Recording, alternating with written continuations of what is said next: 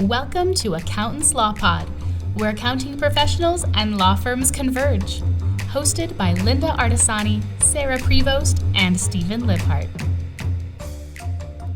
Welcome back to the podcast, everybody. And we are Sarah-less. I don't know how else to explain Sarah-less it. today. Wah, wah, wah. Yeah. Darn it.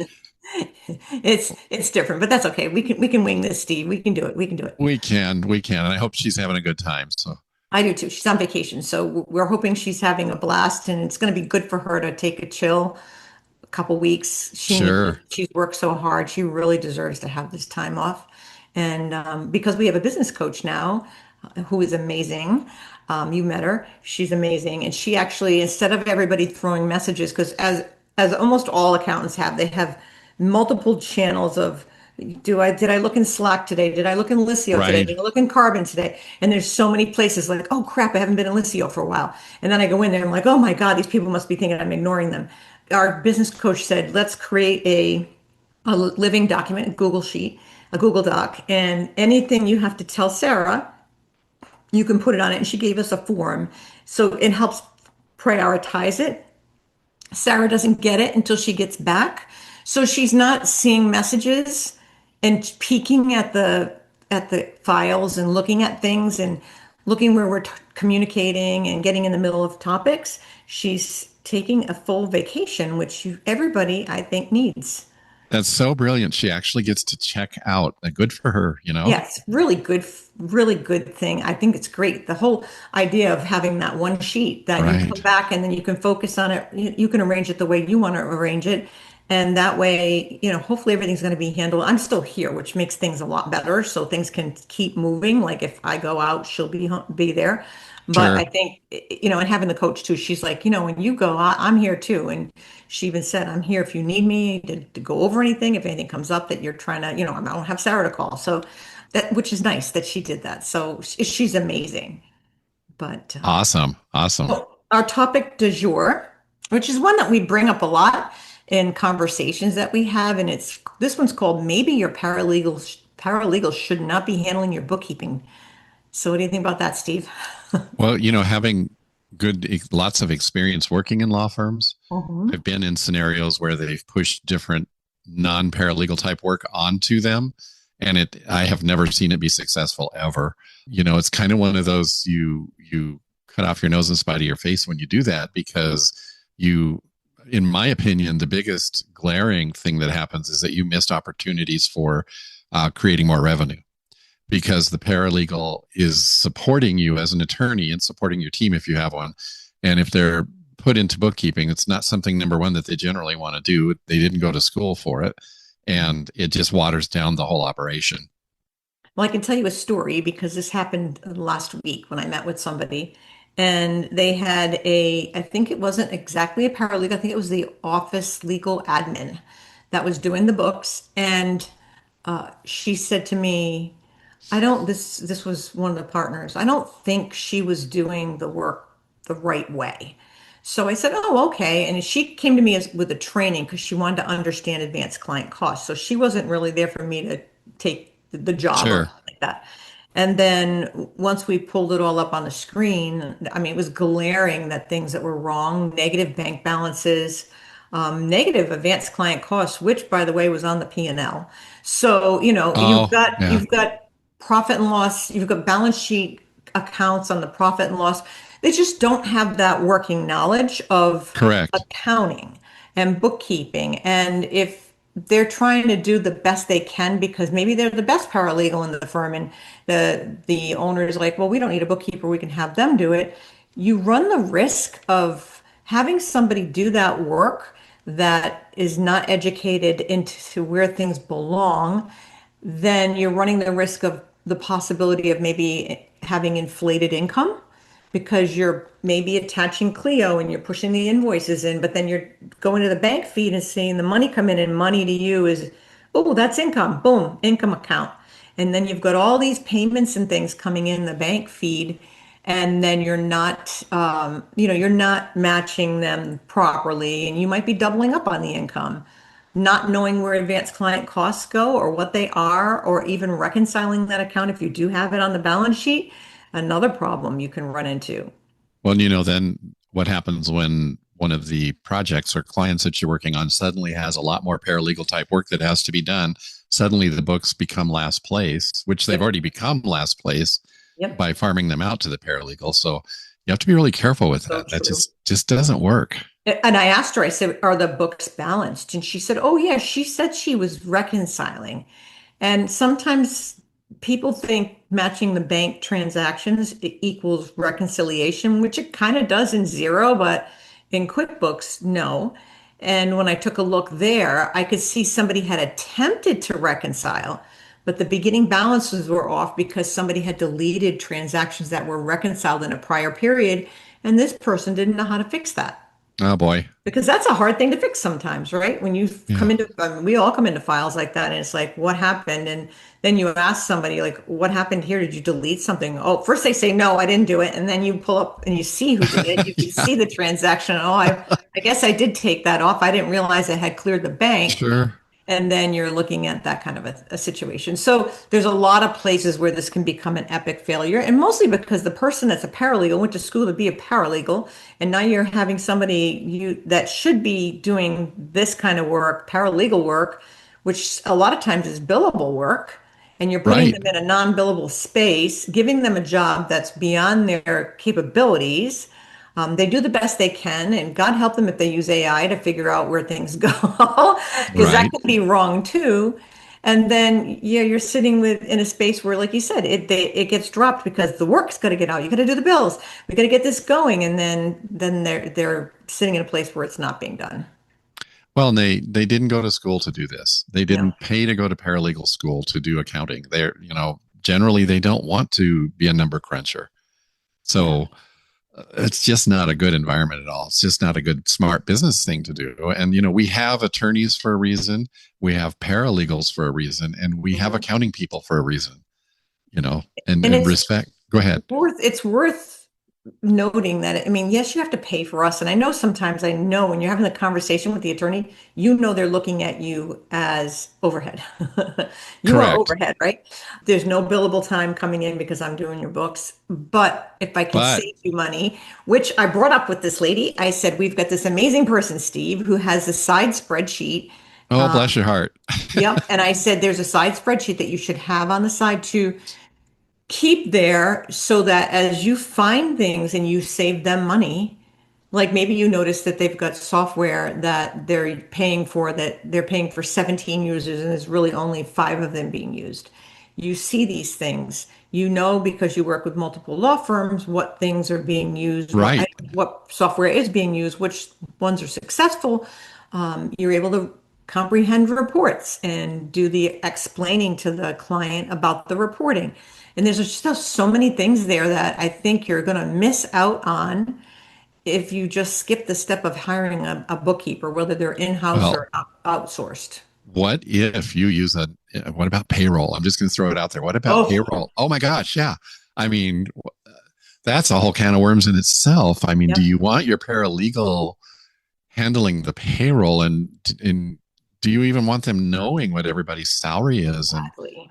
If you have court deadlines that you've got to get filings done for and responses done for and all those things that the paralegal supports you with, and then the payroll gets missed, or somebody's insurance doesn't get deducted from their paycheck, or whatever. There's a million different things that happen in payroll world that the accounting team does for you that the paralegal definitely should not be involved with.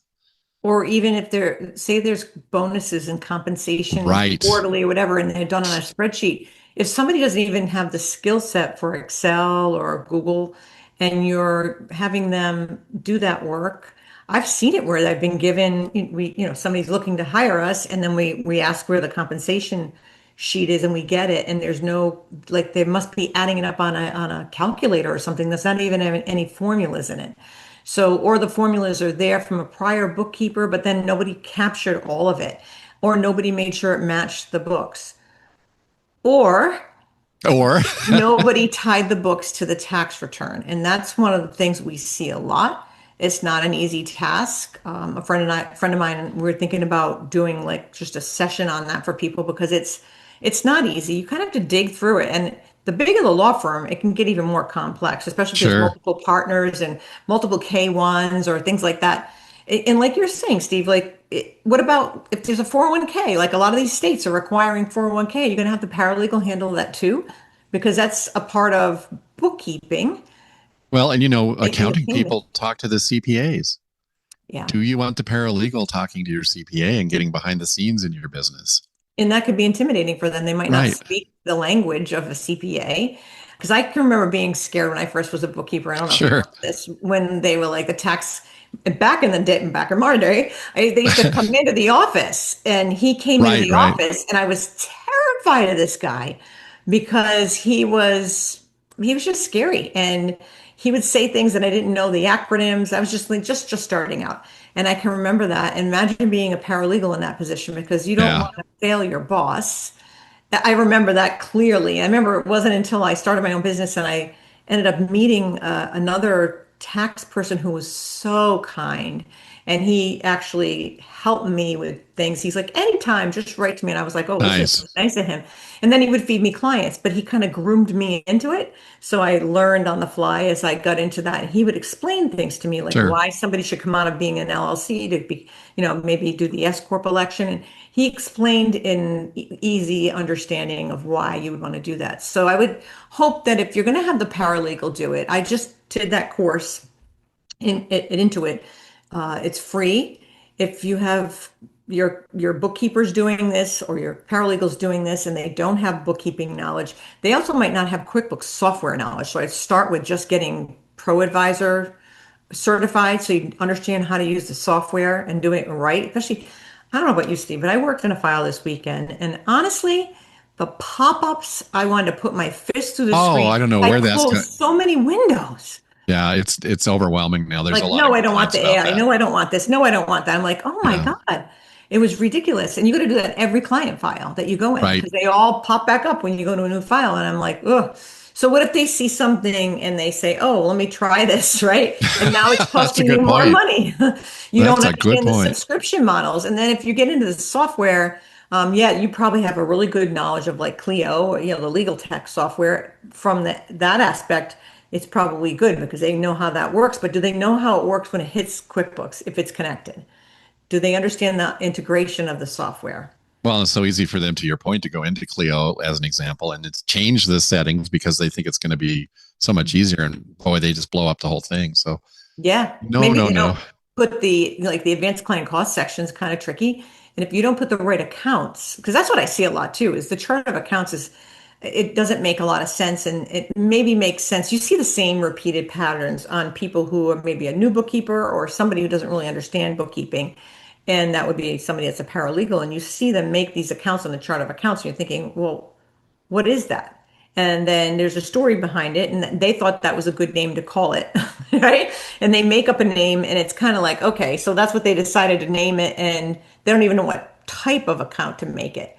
So if you don't know the type of account, yeah, I don't know. I've mentioned him before, my mentor Mhm. in the legal industry. The very first person that hired me in the legal industry to work in a law firm was a CPA, a lawyer, and an IRS enrolled agent. And Oh, even he had the knowledge to know that they should not assign the books to somebody within the law firm. They needed to have an accountant slash bookkeeper person doing the books. Even he, who's a CPA and enrolled agent, the whole bit, he knew better. And I learned so much from that man. But it quite often happens that the CPA does not understand the QuickBooks scenario for a law firm because they're doing all kinds of different clients. It's kind of mhm. like if we aren't niched down and we're doing all kinds of different clients, you don't know all the nuances that are involved. Yeah. And to the point of giving it to the to paralegal, it's the same thing. Hmm. They just don't know what Absolutely. they don't know.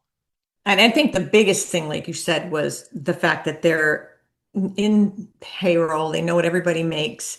And if they have loose lips, Oh yeah, that can yeah. get out. And that's really one of the main, I think, protections is having that outsourced firm, we're not in the day-to-day. We don't know the people on a personal level. We do usually work hand in hand with whoever is in the company that's handling maybe the money coming in, making the deposits. We do have to work pretty closely with them, the person running the payroll that's actually processing the payroll. Gathering the receipts, We're all not that. gathering the bills and all of the things and what bills went to what clients, and we have to have that kind of connection with somebody. But I think that having the piece of who knows how much everybody makes, it's nice to have that outside of the firm, which would keep anybody from thinking, well, that boss makes a lot of money and he or she drives around a Ferrari and they don't work on Friday because maybe they do something, not knowing that a business owner works all the time. 5 o'clock means nothing, but sometimes that can happen and it can really sour an entire firm if it Yep. becomes multiple people. And, I'm tired of doing all this stuff and they don't care or whatever. And I think sometimes having that piece chunked out and moved to a professional is definitely going to be worth the money that you pay to have that part of the work taken out of the day-to-day inner workings of the office. Well, and to your point, knowing the different salaries, let's say there's a junior attorney and there's a senior attorney, they make different salaries, and paralegals do deal with a lot of the emotional type work that happens in a law firm on behalf of clients, just like the attorneys do. And a lot of favoritism things can happen in that scenario if they know what the bonus is going to be and they know that maybe the junior attorney is having a difficult time financially or trying to pay off student loans. There's so many dynamics involved in this. This is why you segregate things within the law firm. It is such a safe way to do it. Just don't give it to the paralegal. It can get ugly fast. It can. It totally can. And then also like the duties aren't happening. So you're not having the tasks completed. Right. The reconciliation was mind blowing to me because some of the mistakes went all the way back on this particular person to 2021. Oh, So boy. they had not really reconciled since then. And I think there were duplicate accounts. It looked like some things were typed in lowercase, some things were typed in caps, which if you're a really good bookkeeper, that's going to really annoy you. I think that those are the things that you want: nice, neat work. We want it reconciled. We want somebody who can really look at the financials and explain them to the client too, so they can understand where the trends are, where they're going. Maybe there's a budget involved. All those things are going to get dropped. If you're going to have the paralegal books, you're just kind of treading water with your accounting. It's just Well, how about this? The firm buys furniture, fixtures, and equipment. What's the threshold for depreciation? They're not going to know that. And 1099s don't happen. 1099s don't happen. Setting up on the chart of accounts, an attorney, I've seen this happen. An attorney will come in and say, hey, I go to court a lot. I need a new pair of shoes and a new suit. I want to put that on the firm and pay for it. And they'd be like, well, fine. So, and then they, the naming convention of the chart of accounts. They might have clothing expense on the books. Right, right. And you often wonder, like when you see this scenario and you see that somebody's had it for a while and you kind of approach the job when you look at it, then you see that the paralegal is doing this work and you see the results. What does the tax person say or do? What is their ownership in this? If they're processing a tax return based on this, I would call garbage, right? So it's not accurate data. Like, how is that handled on a tax return? Because, and really the only way you'll know is to tie the books to tax, but where are they putting the clothing? Are they just disallowing it? So nothing ever ties back.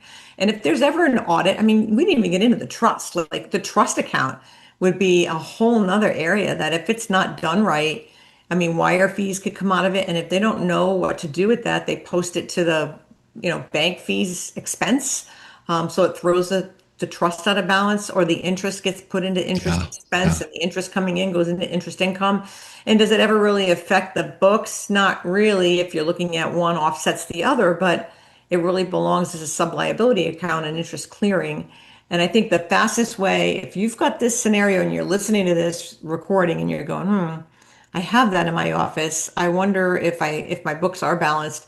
I mean, take a look, go into the reconciliation screen, look under the accounts, go into your balance sheet, pull it up and just take a look at where is the trust liability account balance and what's the bank balance. Those two balances should align. And if they don't align, then you got to throw it up and put it on all, and then do it by year and find out what year this thing went awry. Hopefully it's this year and you can correct it easily. Hopefully it's not 10 years ago that you're gonna have to do a cleanup. because that can be very expensive and you really want to make sure you're ready if there's an audit. I think that's the other thing. If you're not audit ready, what do you do in a case like that? You have to find Well, somebody. It's expensive. the buck stops with you as the owner of the firm or Right.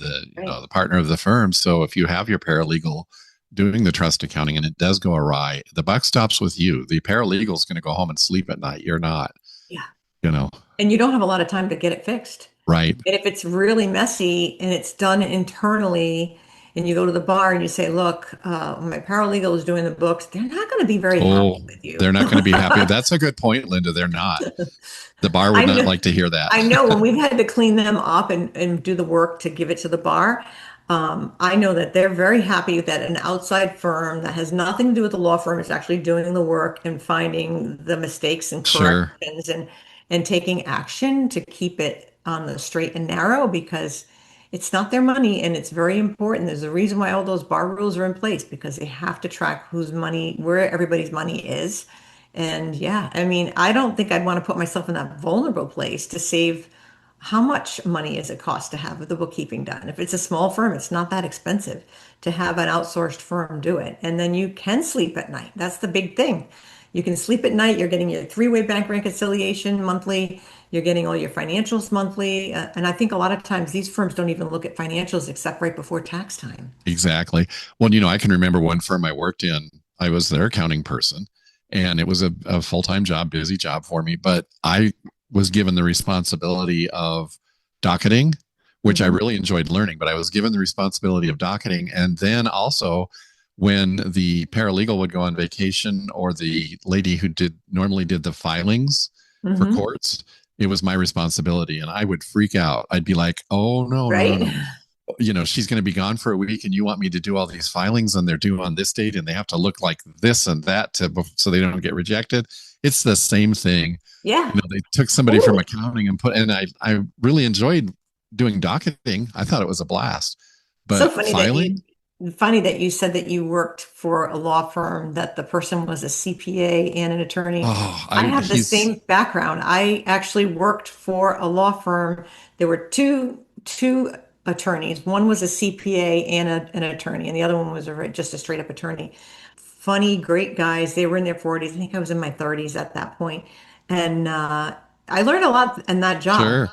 I learned a lot about people in that job, and they were Yeah. just fun guys to work for. And I really did learn. You do learn a lot when you're in that scenario that you worked inside that. And I wasn't there that long, but it was Oh, he mentored interesting. me. I will be grateful to him. He's passed away now. I miss him so much, but he mentored me and he was brutal with me in the beginning. He was like, no, that's not how I told you to do it, and he got me on the straight and narrow. But I'll tell you what, I learned so much from that man. Yeah, yeah, yeah. And he wasn't scary. Well, he might have been scary in the beginning, right? A little bit, but Yeah. watching him in operation as an attorney, we did a lot of corporate and, Yes, that's what you we know, had here too. okay, We so had a lot of IRS cases too. Like he wasn't an IRS agent, but he would help people out of IRS messes, and those were always fascinating to me. sure, Fascinating to me because I was also I did like receptionist, bookkeeper. I had kind of a multi-tiered job, and I can remember being the person answering the phone and knowing that somebody like I knew the history of like we were getting the records together and everything for the IRS. And I remember talking to one guy, and I was like, I'll never forget it. His guy's name was Fred, and he's deceased now, but he was like I was so worried for him he was going to get in trouble because he was in trouble in a whole bunch of areas. And I can remember him calling in and I said, oh, we're working on it. We're getting it ready, trying to, ease his. And he's like, oh, I'm fine. He says, I'm in Florida right now with my toes in the sand. And I thought, I'm losing sleep about this for you. And you're in Florida with your toes in the sand. He didn't. He was just that personality type. Like if yeah, that was happening to me, I would be a hot mess. And he was yeah, just laid back. Everything was great. And everything, he paid whatever fine he got in trouble, but he didn't get in that big of trouble. And it was funny because I remember him distinctly because later on when I started my own business, I ended up working for his brother as a client of mine. And he used to come in and he would walk into the office and I say, "Do you have a hard day at work today, Fred?" And he'd say, "Oh, yeah." He would share the office with the brother. And I said, "You have a hard day at work today?" And he said, "Yes." And he says, "Oh, it was brutal out there today." And it was in the HVAC business, right? Air conditioning. And I said, Really? It was a hard day. And he said, yeah. And I said, you got to remember to take your golf shoes off before you answer a question like that. He had spikes on. Oh, that's funny. That's funny. We used to call him Fast Freddy. He was a wonderful, wonderful man. Their whole family was wonderful. Still a client today. So That's great. That's yeah, great. with the children. Well, this but has yeah. been a great discussion today Yeah. I'm glad we decided to talk about this because it comes up a lot. It does come up a lot. And if you're struggling with this, I think that, it's hard. It's going to be hard to take that away from the paralegal, but I can tell you that the paralegal will be probably really relieved. And then they can be like the backup, like Steve was the backup for the other person. But at least this way, you're going to really up your game of your records. That's the Right. biggest take from all of this is you're going to improve your record keeping, not pay taxes on stuff you shouldn't. You'll have a knowledgeable person who has an understanding of the taxes, and your records will be ready for any audit that may or may not happen. Well, one other quick thought. Do you Mhm. want your paralegal doing your books, and also because they're doing the books and they're seeing the accounts receivable, do you want them having a role in the accounts receivable collections on cases that they've worked on with an attorney in the firm? That's a whole different dichotomy as well. Good thought. Yeah, that's not a good Yeah. sense. Yeah. So But it was good topic. good topic. Thank you. If you liked what you heard today, don't forget to like, share, and leave a quick review. And if you're a paralegal who happens to be doing a lot of the accounting for your law firm, maybe go ahead and share it with your boss. Just tell them that we sent you. If you have a question or a topic you'd love us to cover, drop us a line at info@accountantslawpod.com or send us a message through our website, accountantslawpod.com. You can also leave us a comment on any of our socials. Your idea might just make it into a future episode. If you want to go beyond listening, consider sponsoring an episode and connect with our community of accounting and legal professionals who love learning, laughing, and leveling up. And as always, don't forget to join the conversation inside the Accountants Law Lab Mastermind group at accountantslawlab.com, where collaboration meets inspiration every week. Oh my God, Tiara, we love you. So That was funny. great. That was really good. Tiara has spoken. Yeah. Well, until next time, everybody, we'll see you. Bye. Bye-bye.